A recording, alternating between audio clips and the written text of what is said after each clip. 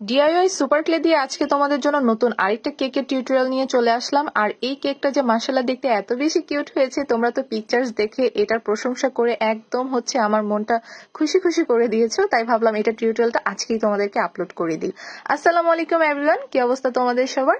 আজকে আমার পেজে তোমাদের সবাইকে স্বাগতম। আর এই মাসে যাদের বার্থডে সবাইকে আমার পক্ষ থেকে হ্যাপি বার্থডে টু ইউ।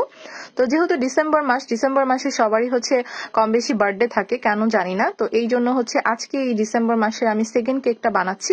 প্রথমেই আমি কেকের এই অংশটা তৈরি করে নিলাম। এখন আমি একটা বোর্ডের উপরে এটাকে আটকিয়ে নিব। তো এখানে আটকানোর জন্য আমি গ্লু ইউজ করছি। যেহেতু এটাকে আমি একটু শুকিয়ে নিয়েছিলাম, তো এখন আমি এটাকে পারফেক্টলি ভাবে বসিয়ে দিয়েছি। এরপরে আমি কেকের ডিজাইনটা করব।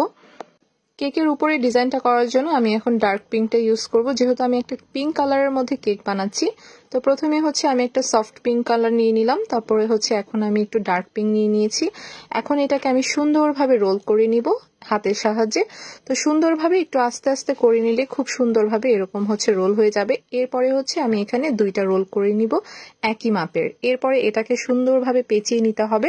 তোমরা একটু দেখেই বুঝে নাও যে আমি এটাকে কিভাবে পেঁচাচ্ছি। আসলে এটা তো আর বলে বোঝাতে পারবো না, তোমরা একটু দেখলেই বুঝতে পারবে। তো জাস্ট একটার উপর দিয়ে একটা এভাবে ঘুরিয়ে দিবে, আর একটু একটার সাথে একটা যেন লেগে না যায়, এটা একটু খেয়াল রাখলেই হবে। দেন যখন এটা এরকম দড়ির মতো তৈরি হয়ে যাবে, এরপর আমি কেকের সাইড থেকে সুন্দরভাবে এভাবে ঘুরিয়ে ঘুরিয়ে এটাকে লাগিয়ে নিব। তো এটাকে জাস্ট এভাবে ঘুরিয়ে নিয়ে লাগিয়ে দিলেই হবে, আর এখানে আঠা ইউজ করার কোনো প্রয়োজন নেই। ক্লের মধ্যে এমনিতে আঠালো একটা ভাব থাকে, সেটা দিয়ে এটা লেগে যাবে। তো এরপরে আমি বাকি ডিজাইনটা করে নিব। এরপর আমি একই পদ্ধতিতে একটা দড়ি পাকিয়ে নিয়েছিলাম। এখন এটাকে জাস্ট এভাবে ঢেউ ঢেউ করে লাগিয়ে দিচ্ছি।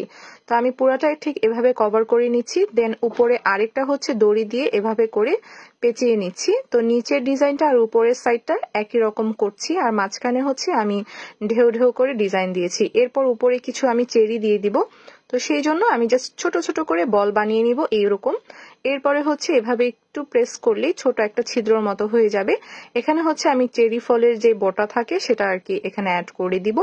তো এই যে আমি আরেকটা চেরি বানাচ্ছি। তো এরকম ভাবে আমি 5টা চেরি বানিয়ে নিলাম।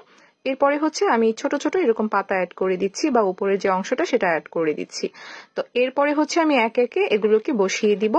আর এই তো আমার কেকটা কিন্তু অলমোস্ট রেডি হয়ে গিয়েছে। তোমরা এখন পর্যন্ত যারা কমেন্ট করেনি তারা কিন্তু কমেন্ট করে ফেলবে যে এই মাসের মধ্যে কাদের কাদের বার্থডে। তো আমি মূলত এই কেকটা বানিয়েছিলাম রিশা আপুর 4K ফলোয়ার্স কমপ্লিট হয়ে গিয়েছে সেই খুশিতে। তো ইনশাল্লাহ সবার জন্য দোয়া থাকবে, এবং তোমরাও আমাকে ঠিক এভাবে ভালোবাসা দিবে আশা করি। তো এই তো আমার কেকটা কিন্তু খুব সুন্দরভাবে তৈরি হয়ে গেল। তো এই যে দেখো, আমার কিন্তু এটা দেখে এখন খেতে ইচ্ছে করতেছে লিটারেলি, সত্যি। তোমরাও চাইলে ক্লে দিয়ে কিন্তু এরকম সুন্দর সুন্দর দারুণ দারুণ কেক মেক করে ফেলতে পারো।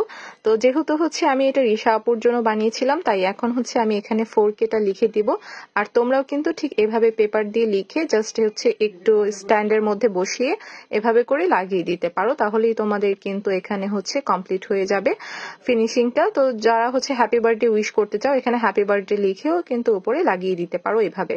তো আজকের ভিডিওটা এই পর্যন্তই। যদি ভালো লেগে থাকে অবশ্যই কিন্তু কমেন্ট সেকশনে জানাতে পারো। আর তোমাদের যদি এরকম নতুন নতুন কোনো আইডিয়া থাকে আমার সাথে কিন্তু অবশ্যই শেয়ার করবে, আমি কিন্তু সেটা রিক্রিয়েট করার চেষ্টা করব। তো ঠিক আছে, সবাই ভালো থাকবে, সুস্থ থাকবে, আর আমার জন্য দোয়া করবে। আল্লাহ হাফিজ সবাইকে।